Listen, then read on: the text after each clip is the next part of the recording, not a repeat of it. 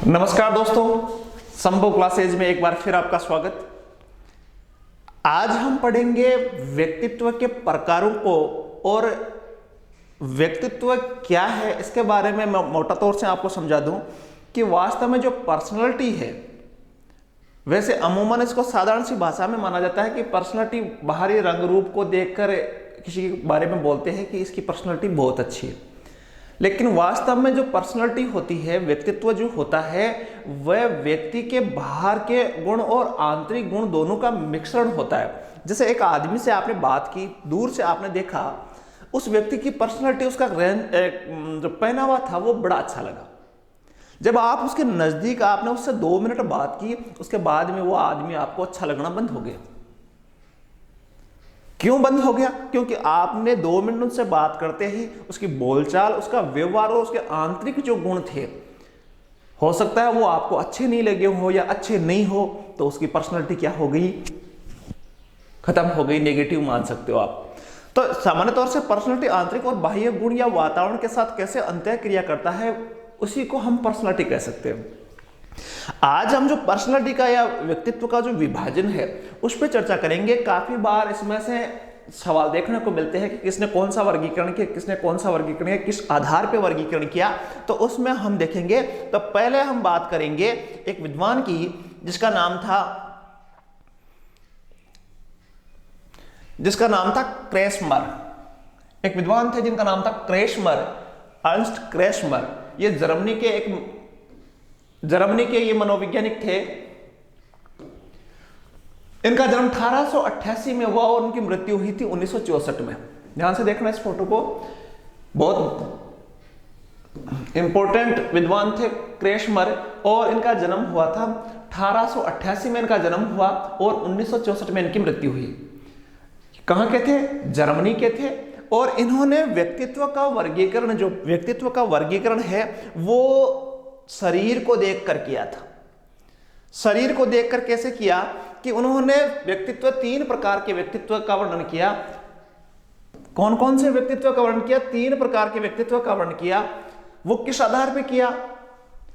शरीर को देखकर किया। शरीर को देखकर, शरीर का जो आकार है उसको देखकर किया। तो उसने कहा कि एक व्यक्तित्व ऐसा होता है जिसमें व्यक्ति क्या होता है? मोटा होता है।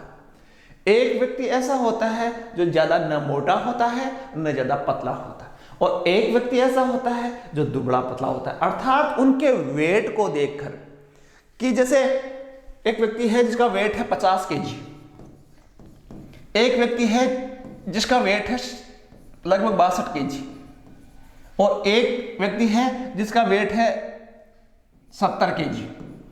तो उन वेट को देखकर उन्होंने 3 प्रकार बताए और इन 3 प्रकार की हम चर्चा करेंगे। तो उन्होंने जो पहला जो मोटा व्यक्ति था उसका व्यक्तित्व का नाम दिया उसने पिकनिक टाइप। पिकनिक प्रकार का दो, पिकनिक टाइप का दो, एक ही बात है। तो पहली जो तस्वीर देखी थी मोटे व्यक्ति की, उस व्यक्ति का जो पर्सनालिटी है वो कौन से प्रकार की है? पिकनिक प्रकार की पर्सनालिटी है। और इसमें व्यक्ति क्या होता है? बहुत मोटा होता है, थुलथुल शरीर का होता है, ठीक है, और उसका वजन ज्यादा होता है, खाने पीने का शौक रखने वाला होता है। मोटे आदमी को देखा होगा आपने, बड़े मोटे मोटे हंसमुख मिजाज के होते हैं। या तो यूं सोच सकते हो कि हंसमुख मिजाज की वजह से मोटे होते हैं या मोटे होने की वजह से हंसमुख होते हैं। दोनों में बड़ा कनेक्शन होता है। ये इन्होंने क्रेस्मर ने कहा कि जो मोटे व्यक्ति होते हैं उनकी गर्दन थोड़ी सी छोटी होती है। मोटा होती है गर्दन क्या होती है? छोटी होने दिखती है। शरीर मोटा होता है, थुलथुल होता है, हंसमुख मिजाज के होते हैं, खाने पीने के स्वादिष्ट चीजें उनको बड़ी अच्छी लगती है। पिकनिक प्रकार के जो लोग हैं मौज मस्ती में रहने वाले लोग हैं, मौज करते हैं, मस्त रहते हैं, खाने पीने का शौक रखते हैं, लोगों से अच्छा संपर्क रखते हैं, गुस्सा बिल्कुल इनको नहीं आता। तो ऐसे प्रकार के लोगों को बोलते हैं पिकनिक प्रकार के लोग कह दो, या इनका नाम एक और होता है साइक्लोइड। साइक्लोइड भी बोलते हैं इसको, साइक्लोइड कह सकते हो या इसको गोलाकार भी कह सकते हो। गोलाकार भी कह सकते हो क्योंकि इनका आकार जो होता है वो देखो ऐसा होता है, पेट मोटा, पूरा शरीर मोटा, गर्दन छोटी, जब भी तो ये साइक्लोइड प्रकार के व्यक्ति होते हैं, मस्तमौला व्यक्ति होते हैं। दूसरा जो उन्होंने प्रकार बताया वो था, मैंने दूसरा जो वेट बताया था 60-62 किलो के लगभग होता है, वो होते हैं एथलेटिक प्रकार की पर्सनैलिटी वाले। ये एथलेटिक प्रकार की जो पर्सनैलिटी होती है वो आप यूं नाम से याद रख सकते हो कि जैसे एथलेटिक के जो खिलाड़ी होते हैं, दूसरे प्रकार का व्यक्ति होता है एथलेटिक प्रकार का जो खिलाड़ी टाइप का होता है, और इनका शरीर न तो ज्यादा मोटा होता है ना पतला होता है, बिल्कुल एक संतुलित व्यक्ति होता है एथलेटिक प्रकार का। और जो एथलेटिक प्रकार का व्यक्ति होता है वो क्या होता है, इसमें शरीर संतुलित होता है, वजन ज्यादा नहीं होता, मांसपेशियां मजबूत होती है, मांसपेशियां इसको मजबूत कह सकते हो, बलवान होते हैं, सुडौल होते हैं ये व्यक्ति। और इनकी यदि सामाजिक बात करें, सामाजिक प्रवृत्ति की बात करें तो ये बहुत सोशल होते हैं। जैसे एथलेटिक व्यक्ति होते हैं ना, तो वो बड़े सोशल होते हैं, सामाजिक होते हैं ये व्यक्ति, सामाजिक प्रकार के व्यक्ति होते हैं। जैसे आगे आप चर्चा करोगे तो बहिर्मुखी जो प्रकार का व्यक्ति होता है वो इसी कैटेगरी में आता है। तो ये व्यक्ति सामाजिक प्रकृति के ज्यादा होते, समाज में घुल मिलते ज्यादा है। इसके अलावा इसकी बात करें तो ये न तो ज्यादा मस्त होते हैं और न ज्यादा चिंता करने वाले होते हैं, बीच की कैटेगरी के होते हैं। पिकनिक प्रकार के व्यक्ति के भी उसमें थोड़े थोड़े से गुण होते हैं, और ये बदलती हुई परिस्थितियों में अपने आप को ढाल लेते हैं। जैसे जैसे परिस्थितियां बदलती है, मैंने कहा पर्सनैलिटी का मतलब ही होता है कि परिस्थिति के अनुसार अपने आप को ढालना। तो ये व्यक्ति अपनी व्यक्तित्व को या अपनी परिस्थितियों के अनुसार खुद को स्वयं को ढाल लेते, और उनके लिए प्रतिष्ठा बहुत जरूरी है। प्रतिष्ठा के लिए काम करते हैं, तो प्रतिष्ठा के लिए काम करने वाले होते हैं, ऐसे व्यक्ति होते हैं एथलेटिक। संतुलित, बीच के से न मोटे न पतले, शरीर एकदम मजबूत तंदुरुस्त होता है इनका। देखकर आप खुद बाजार में जाते हो, कहीं भीड़ में जाते हो, तो देख के आप बता सकते हो मोटा व्यक्ति आपको हंसमुख मिलेगा।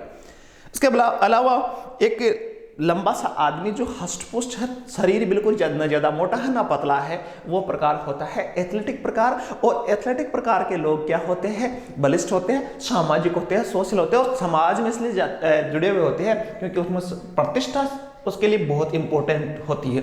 तो इस प्रकार के व्यक्ति होते हैं। तीसरा जो प्रकार बताया क्रेसमर ने, वो तीसरा प्रकार था, तीसरा जो प्रकार उन्होंने बताया वो था एस्थेनिक एस्थेनिक प्रकार। एस्थेनिक प्रकार का जो व्यक्ति होता है वो दुबला पतला होता है, कमजोर होता है। और जो कमजोर व्यक्ति होता है तो उसकी अपने आप पहचान होती है कि ये लंबा होता है लेकिन पतला होता है। तो दुबले पतले जो व्यक्ति होते हैं उनकी ये पहचान होती है कि वो गुस्सैले होते हैं, चिड़चिड़े होते हैं। पतले जो आदमी होते हैं वो चिड़चिड़े होते हैं, गुस्सैले प्रकार के व्यक्ति होते हैं, और खुद में खोए रहते हैं, खुद ही जैसे यूं कह सकते हैं दिवास्वप्न देखते रहते हैं, तो खुद में खोए रहते हैं ये। और ये ज्यादातर लोग होते हैं मानसिक रोगी, क्योंकि मैंने आपसे पहले भी एक वीडियो में बात की थी कि जो दिवास्वप्न देखते हैं वो मानसिक रोगी होते हैं। मानसिक रोगी इस प्रकार के व्यक्ति होते हैं, मानसिक रोगी होते हैं ये, मानसिक रोगी इस प्रकार के व्यक्ति हो सकते हैं क्योंकि ये पतले होते हैं, चिड़चिड़े होते हैं, दिवास्वप्न देखने वाले होते हैं, और मानसिक रोगी होने की संभावना इनकी ज्यादा होती है।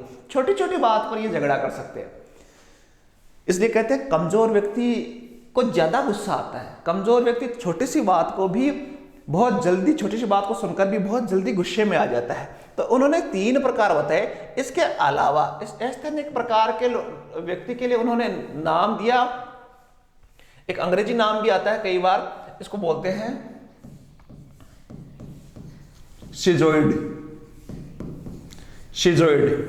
तो शिजोइड भी कहते हैं इसको, या इसको लंबकाय कह सकते हो, क्योंकि एस्थेनिक प्रकार के जो व्यक्ति होते हैं वो लंबे होते हैं लेकिन पतले होते हैं, लंबकाय होते हैं। लंबकाय देखो, ये गोलाकार होता है, ये आयताकार कह सकते हो इसको, और ये क्या होते हैं, लंबकाय होते हैं। लंबकाय कह दो या इसको कृशकाय भी बोल दूं तो कोई अतिशयोक्ति नहीं हुई। कृशकाय, कृशकाय का मतलब होता है उनकी काया क्या होती है, कमजोर होती है। तो कृशकाय कह सकते हो, लंबकाय कह सकते हो, एस्थेनिक कह सकते हो, और या इसको शिजोइड भी कह सकते हो। तो ये शिजोइड होते हैं, ये साइक्लोइड होते हैं। 3 प्रकार उन्होंने क्रेस्मर ने बताए। क्रेस्मर ने कितने प्रकार बताए, 3 प्रकार। लेकिन एक और प्रकार भी उन्होंने बताया कि एक और प्रकार का व्यक्ति होता है जिसका नाम उन्होंने दिया चौथा जो प्रकार था उसका नाम उन्होंने दिया, इन चारों को मिलाकर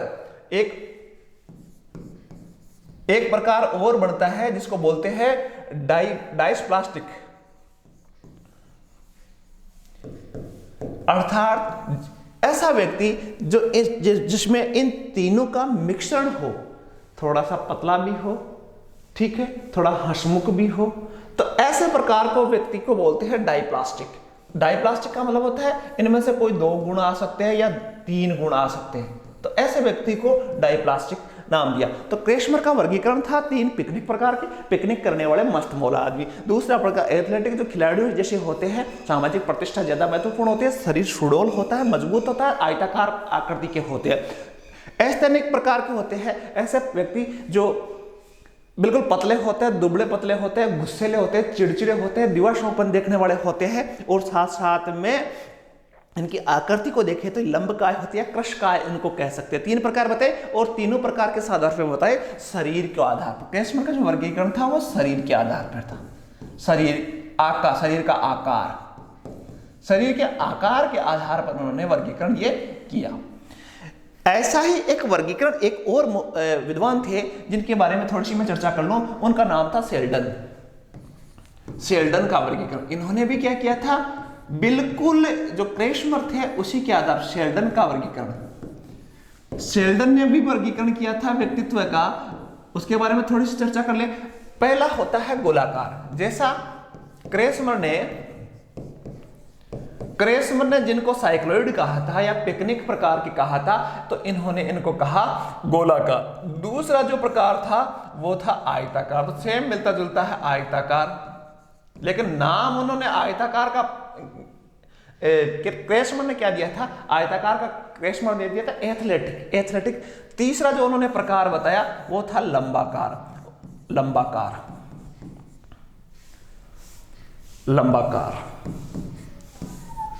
तो उन्होंने, सेल्डन ने भी 3 प्रकार बताए और क्रेस्मर ने भी 3 प्रकार बताए। अब देखो, जो गोलाकार व्यक्ति होता है उसका आकार मोटा होता है शरीर में, और सेम आप उसको याद रख सकते हो, सेम क्रेस्मर की तरह ये क्या होता है, क्रेस्मर ने जो पिकनिक प्रकार बताया सेम वैसा ही ये होता है।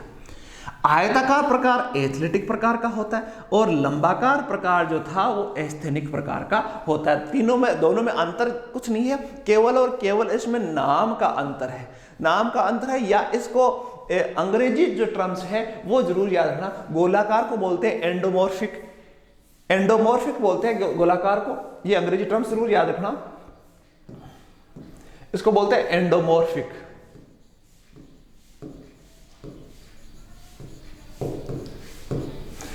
गोलाकार को बोलते हैं एंडोमॉर्फिक, आयताकार को बोलते हैं मेजोमॉर्फिक। कई बार अंग्रेजी में नाम लिखा आता है मेजोमॉर्फिक।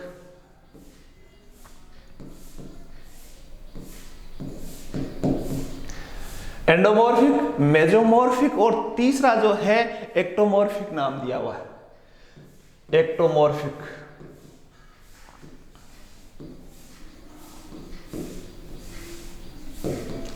तो 3 नाम उन्होंने दिए, एंडोमॉर्फिक, मेजोमॉर्फिक और एक्टोमॉर्फिक। एंडोमॉर्फिक बोलते हैं गोलाकार व्यक्ति को, मेजोमॉर्फिक बोलते हैं आयताकार व्यक्ति को, और एक्टोमॉर्फिक बोलते हैं लंबाकार व्यक्ति को। अब इनमें एक और चीज उन्होंने दी कि जो उनका व्यवहार होता है, एक टर्म से याद रखना कि जो गोलाकार व्यक्ति होते हैं जिनको एंडोमॉर्फिक बोलते हैं, इसमें जो व्यवहार होता है उसके लिए, व्यवहार के लिए उन्होंने एक शब्द दिया था, व्यवहार के लिए एक उन्होंने शब्द काम में लिया, वो भी थोड़ा सा याद रखना आप। व्यवहार, उनके व्यवहार का एक नाम दिया था पर्टिकुलर, किसने, सेल्डन ने। व्यवहार में पहला जो प्रकार है गोलाकार या एंडोमॉर्फिक, इन व्यक्तियों में जो व्यवहार होता है उसको बोलते हैं विसरोटोनिया। विस्रोटोनिया। ठीक है, जो आयताकार या मेजोमॉर्फिक जो व्यक्ति होते हैं उसमें सेमेटोनिया व्यवहार, सेमेनोटोनिया।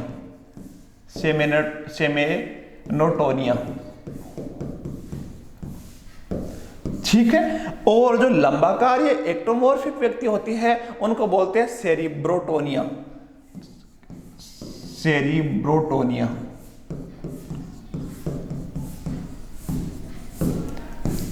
ठीक है, तो इन्होंने वापस देखो एक बार चर्चा कर लेते हैं। 3 कैटेगरी, आकार, गोलाकार, अंग्रेजी में इसको बोलते हैं एंडोमॉर्फिक, और इनका जो व्यवहार होता है उसका एक शब्द काम लिया था, विस्रोटोनिया। आयताकार जो व्यक्ति होते हैं उनको मेजोमॉर्फिक बोलते हैं, और उनको लिए अंग्रेजी टर्म्स आता है वो सेमिनोटोनिया बोलते हैं उसको। सेमेटो या सेमेटो भी बोलते हैं, सेमेनो नहीं तो सेमेटो शायद शुद्ध शब्द होगा इसका, सेमेटोटोनिया। ठीक है, और जो तीसरा है लंबाकार या एक्टोमॉर्फिक, इनको बोलते हैं सेरिब्रोटोनिया। सेरिब्रोटोनिया कह दो, 3 टोनिया शब्द है, 3 टोनिया। पहला विस्रोटोनिया, सेमिटोटोनिया और सेरिब्रोटोनिया। तो इन शेल्डन ने 3 प्रकार का वर्गीकरण, तीनों मिलते जुलते हैं किससे?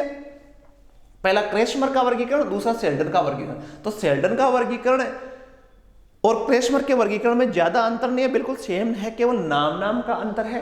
तो इन नामों को आपको याद रखना है, कई बार इसमें से सवाल देखने को मिलते हैं। तो 2 वर्गीकरण, आयताकार कह दो या एथलेटिक कह दो, गोलाकार कह दो या साइक्लोइड कह दो, और तीसरा नाम जो क्रेशमर का था, लंबाकार कह दो या एस्थेनिक प्रकार के कह दो। तो कई बार सवाल आता है कि एस्थेनिक प्रकार का वर्गीकरण, एस्थेनिक किस मनोवैज्ञानिक के व्यक्तित्व के वर्गीकरण में से एक? तो एस्थेनिक किसमें से? क्रेशमर में से। इस प्रकार के सवाल इनमें से बनते हैं। और आकार देखकर आप भी कहीं मार्केट में जो कोई लोग मिले, आपके कोई दोस्त है, तो उनका विश्लेषण करना कि जो गोलाकार व्यक्ति होते हैं वो मस्तमौला होते हैं, आयताकार होते हैं वो सामाजिक प्रतिष्ठा से बीच के से व्यक्ति होते हैं, और लंबाकार जो पतले दुबले पतले होते हैं, कमजोर होते हैं, वो थोड़े से चिड़चिड़े होते हैं, और उनका जो व्यवहार होते हैं वो सेरिब्रोटोनिया कहा जाता है। जो आयताकार होते हैं उसको सेमिटोटोनिया बोलते हैं, और जो मोटे होते हैं उसको विस्रोटोनिया व्यवहार का नाम इन्होंने दिया। इस प्रकार व्यक्तित्व का वर्गीकरण 2 व्यक्तियों ने किया था। इसके अलावा यदि इनसे पहले की मैं बात करूं तो सबसे पहले हिप्पोक्रेट्स नामक एक विद्वान थे। हिप्पोक्रेट्स ने सबसे पहले इसका वर्गीकरण किया था, किसका? व्यक्तित्व का। हिप्पोक्रेट्स लगभग 400 BC में। तो 400 BC में से ज्यादा सवाल नहीं पूछे जाते। उन्होंने कहा काले पित्त वाले,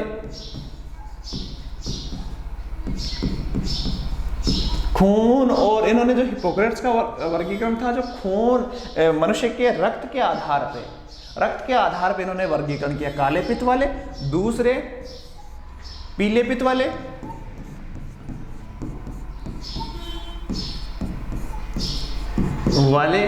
और तीसरा उनका वर्गीकरण था कफ कह सकते हो या श्लेष्मा प्रकृति वाले,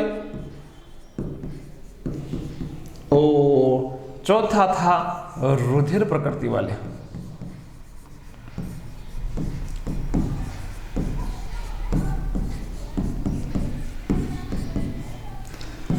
तो हिप्पोक्रेट्स का ये तो काले व्यक्ति क्या होते हैं, चेहरा जिनका काला काला सा लगता है वो क्या होते हैं, चिंता और टेंशन में होते हैं। तो काले मुंह, बिल्कुल जैसे होता है ना, चिंता करने से मुंह बिल्कुल ब्लैक हो जाता है, तो ऐसे व्यक्ति बहुत ज्यादा चिंतित होते, कमजोर से होते हैं। तो काले पित्त वाले, पीले पित्त वाले, ये गुस्सेले व्यक्ति होते हैं। कहते हैं ना लाल पीला हो गया व्यक्ति गुस्से में, तो ऐसे व्यक्ति होते हैं। बिल्कुल नाम से बिल्कुल नाम से पता चल रहा है कि काले पित्त वाले जो व्यक्ति होते हैं, काले पित्त वाले व्यक्ति का चेहरा बिल्कुल काला काला सा दिखता है। और ये काला मुंह क्यों लगता है उनका एक ही कारण होता है कि वो बिल्कुल उदास रहते हैं, चिंतित रहते हैं, बिल्कुल निराशावादी होते हैं। निराशा में ये काला मुंह लगता है उनका। पीले, ये बड़े गुस्सेले होते हैं। कहते हैं ना लाल, गुस्से में वो लाल पीला हो गया। तो पीले पित्त वाले होते हैं, गुस्सेले होते हैं, चिड़चिड़े स्वभाव वाले होते हैं। और ये खफ या श्लेष्मा वाले होते हैं, इनमें कोई भाव शून्य व्यक्ति होता है। ये भाव शून्य, मतलब बिल्कुल जीरो भाव, कोई जैसे चेहरे पे कोई भाव है ही नहीं, भाव शून्य वाले व्यक्ति होते हैं। और जो रुधिर वाले होते हैं उनका मुंह बिल्कुल लाल लाल चमकदार होता है, और ऐसे व्यक्ति बड़े एनर्जेटिक होते हैं, खुश मिजाज होते हैं, प्रसन्नचित्त होते हैं, आशावादी होते हैं। आशावादी कह सकते हैं उसको, आशावादी और प्रसन्नचित्त। आशावादी बिल्कुल मुंह एकदम आपको लगेगा जैसे खून टपक रहा है, बिल्कुल लाल टमाटर हो रखे। आशावादी। प्रसन्नचित्त व्यक्ति होते हैं ये वाले बिल्कुल उदास, और उदासी में मुंह एकदम ब्लैक ब्लैक हो जाता है। उदास, निराशावादी, निराशा छाई रहती है इनके मुंह में। और पीले वाले ये चिड़चिड़े होते हैं, गुस्सेले होते हैं,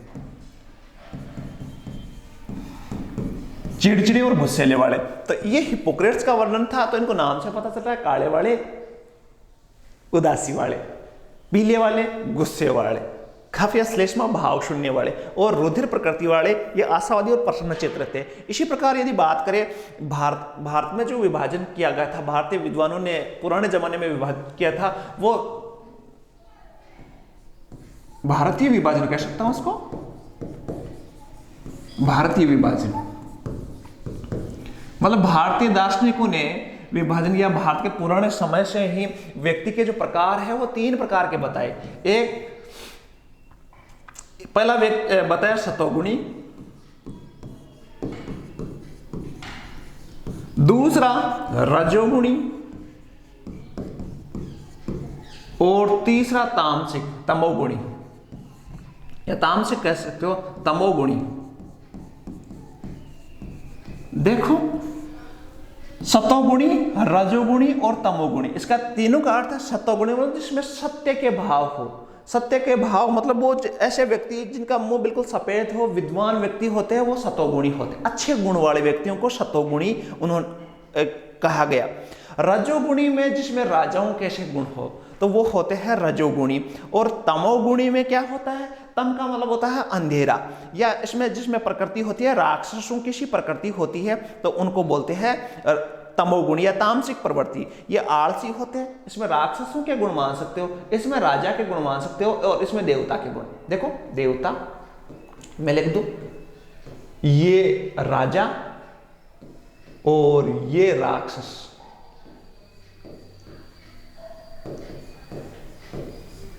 तीन कैटेगरी, देवताओं में सतोगुणी होता है, राजाओं में रजोगुण होता है, और तमोगुण हो या तामसिक प्रवृत्ति होती है जिसमें राक्षसी प्रवृत्ति कह सकते हो आप। तो देखो सतोगुणी या सात्विक जो प्रवृत्ति का व्यक्ति होता है वो धार्मिक प्रवृत्ति वाला होता है, ईश्वर में विश्वास वाला होता है, देवताओं से जुड़ा है, तो ये देवताओं से जुड़ा हुआ व्यक्ति होता है, अच्छा आदमी। रजोगुणी में क्या होता है, युद्ध करने की क्षमताएं ज्यादा होती है, कर्म पर विश्वास करता है, महत्वाकांक्षी होता है ये, ठीक है।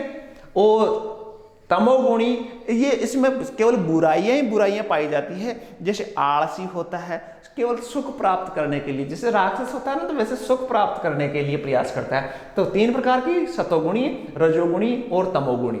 तामसिक भी बोलते हैं इसको, दूसरे को जिसमें तमोगुण ज्यादा हो तामसिक बोलते हैं, रजोगुण ज्यादा हो उसमें राजसी बोल सकते हैं, और सतोगुणी ज्यादा होता है उसमें सात्विक बोल सकते हैं। देखो इसमें एक ही बात है, सतोगुणी सात्विक,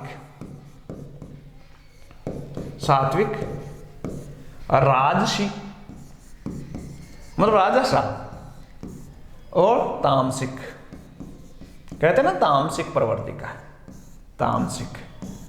तो इन भारतीय दर्शन में 3 प्रकार के व्यक्तित्व की बात आई।